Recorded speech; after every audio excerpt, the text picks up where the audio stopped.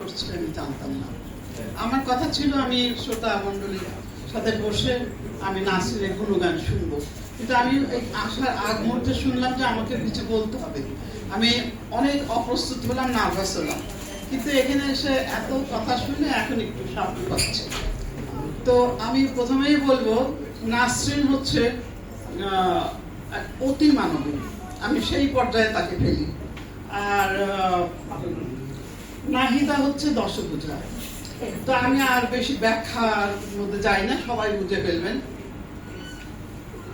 নাসরিনকে আমি আসলে এই কয়েক বছর ধরে তাকে আমি মানে ফেসবুকের মাধ্যমে প্রতিদিনই আমি তাকে আমি পাঠ করি এবং সমৃদ্ধ হই এবং আশ্চর্য হই, বিস্মিত হই কি করে একটা মানুষ এত প্রতিভা রাখে, এত প্রাণ শক্তি রাখে।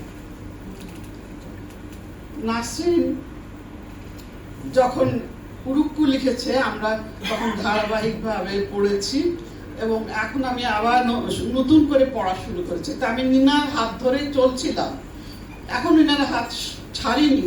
এই সময় আমি শুনলাম যে আমাকেও কিছু বলতে হবে। তো আমি এই যে বিচূর্ণ ছায়াটা হাতের কাছে পেলাম, বিচূর্ণ ছায়াটা আমি নিয়ে এসেছি। তো এখানে যেহেতু বলা হয়েছে নাসরিন এর গল্পের দিকটা অনেকে হয়তো অতটা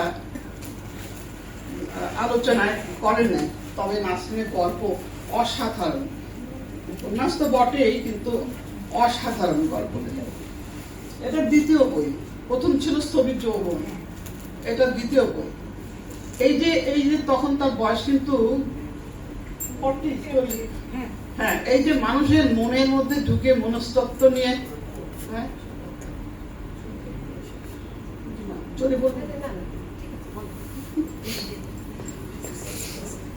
এই যে মানুষের মনের ভিতরে ঢুকে তন্ন তন্ন করে খুঁজে তাকে বের করা এবং 10 জনের সামনে তুলে ধরা একটা মহান কাজ।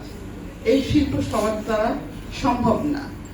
আমি যেহেতু আমি প্রস্তুত ছিলাম না, তারপরে আমি বলছি এই পুরুষ গল্পটা অসাধারণ একটা গল্প। এই গল্পের শেলি এবং তার ভাই বুলু তো অটিস্টিক একটা ছেলে, কিন্তু শেষ পর্যন্ত দেখালো যে সে একজন পুরুষ। সেটা সে প্রমাণ করলো। সেটা নাসরিন কিভাবে প্রমাণ করলো একটু পড়ি সামান্য। বুলু কিন্তু ভালো করে হাঁটতেও পারে না, তার পায়ে একটা ঘা হয়েছে। বুলু পা ছেঁচড়ে নিজের জায়গায় ফিরে এলো। পায়ের ন্যাকড়া একটানে খুলে ফেলো সে, জায়গাটা ফুলে হলুদ হয়ে আছে। যন্ত্রণা হচ্ছে পায়ের চেয়ে বেশি মাথায়। আকাশ যাচ্ছে, রোদে ভরা আকাশ কালো মেঘে ছেয়ে যাচ্ছে। বুলুর চোখ পায়ে। আমি কি একটা কুত্তা বলতে চাইলো, কিন্তু এই কথার কোনো প্রভাব নেই কোথাও। বুলু চেপে ধরলো হলুদ ফোলা জায়গাটা, পুঁজ বেরোচ্ছে, অন্ধকার লাগছে চারদিক। প্রচন্ড ব্যথায় ঝাঁকুনি দিয়ে উঠলো শরীর। চিৎকার করে বুলু বলল, আম্মা। তো আম্মার কথা অনেক আছে। শেষে যে সে পুরুষ সেটা সে প্রমাণ করছে। একটুখানি পড়ি। বুলু নিজেকে টেনে গড়িয়ে গড়িয়ে বারান্দায় আসে। বুলু অনেকটা সময় কেটে গেছে, আকাশটা মেঘে ঢাকা, ডালিম গাছটার অস্তিত্ব সেই অন্ধকারে মিশে গেছে। তরুণী বেরিয়ে এসেছে, বুলুর হাতে পশুর শক্তি। তরুণীর পা দুটো ধরে নিচে ফেলে দিল। একটা চিৎকার, বুলুর মাথায় রক্ত, শরীরে আগুন। ধস্তাধস্তির শব্দে ঘুম ভেঙে যায় ঘরের মানুষগুলোর। বুলুর সমস্ত রক্ত সম্পর্ক অসম্পর্কের ঊর্ধ্বে চলে গেছে। তীব্রভাবে বোঝাতে চাইল সে একজন মানুষ, একজন পুরুষ। এই যে এই গল্পটা পুরোটা না পড়লে হয়তো বোঝা যাবে না। তা আমি যেহেতু প্রস্তুত ছিলাম না, যেন আমি অল্প অল্প পড়লাম। আর এই অভ্যাস গল্পটা আমার অসম্ভব ভালো লাগে। এই যে গফুর সাহেবের অভ্যাস, এটা অনেকে জানেন, কিছুদিন আগে ফেসবুকে ছিল। গফুর সাহেবের যে রুগ্ন স্ত্রী, গফুর সাহেব নিজে একটু টিপটপ ধরনের মানুষ, কিন্তু রুগ্ন স্ত্রী সারাক্ষণ কোকানি শুনতে হয় 12 মাসে গীতের মতো।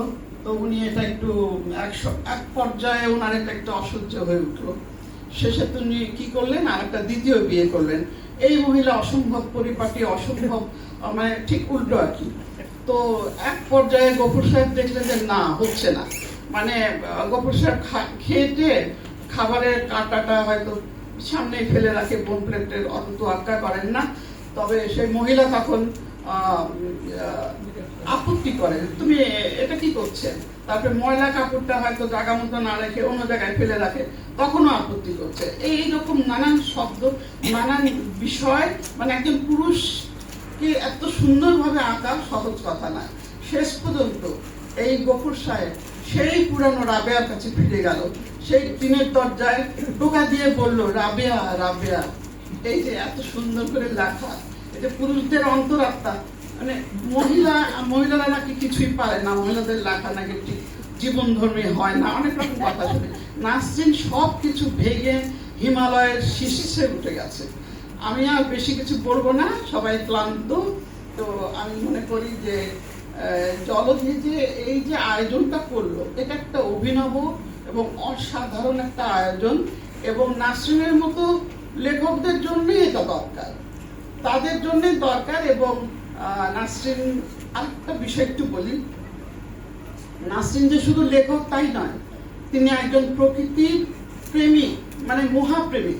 তিনি অযোধ্যা পাহাড়ে বসে জ্যোৎস্না অবলোকন করেন। এ কথা আমি ভুলবো না, আমার মাথার মধ্যে গেঁথে গেছে কথাটা। তারপরে সারাক্ষণই উনি প্রকৃতির কাছে যেতে চান। উনি দুই হাতে সমস্ত চড়াই উতরাই ফেলে ওনার কবি স্বামীর সাথে করে বেরিয়ে যান।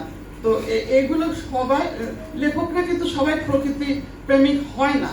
অনেক লেখককে দেখেছি রঙ্গনফুল কোনটা, গন্ধরাজ কোনটা, বা এই কি জানি রজনীগন্ধা কোনটা এলোমেলো করে ফেলে। নাসরিন কিন্তু আমি বলবো অতি মানবী।